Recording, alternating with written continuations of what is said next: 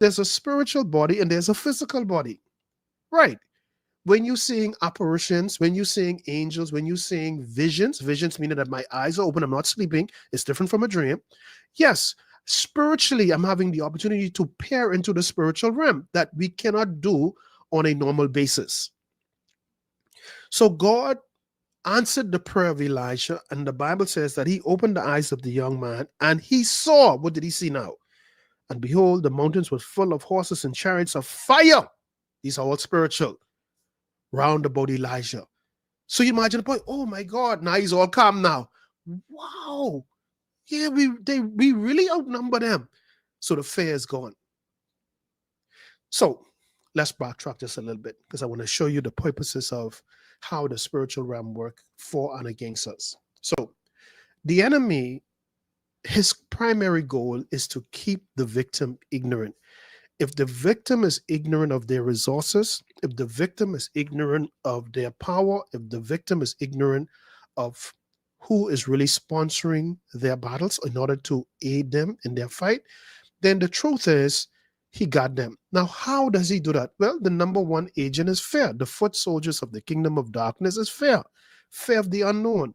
If I could get them to fear so much that they'll never take that road, because if they take that road, it would lead to a pot of gold. It would lead to their heart's desire. It would lead to their breakthrough. So I don't want them to go that way. So what do I do? What do I do without guns, without bullets, without swords, without knives, without threatening them? I instill fear in them. Right. You know, demons through there, right? Yeah.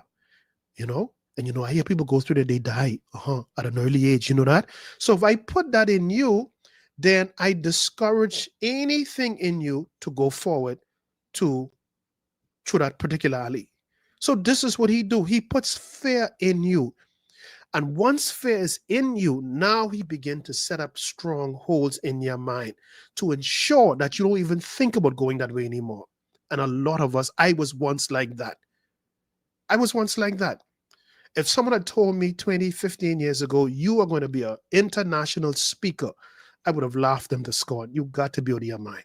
You don't know who I am. You would never say that because I was filled with fear, filled with the fear of the unknown. I felt like I wasn't suited to stand on nobody's podium or platform or whatever. None of that. But look at how I'm living the plan of God for my life once I would have broken the barriers and the limitations and shackles of fear. And that's something you guys need to be praying for. But let me be clear with you. That fear isn't you putting it there. These are the spiritual beings that you coexist with, demons to be more exact, that is instilling the stronghold in your mind. We can talk a lot about this when we go into part 3. These strongholds.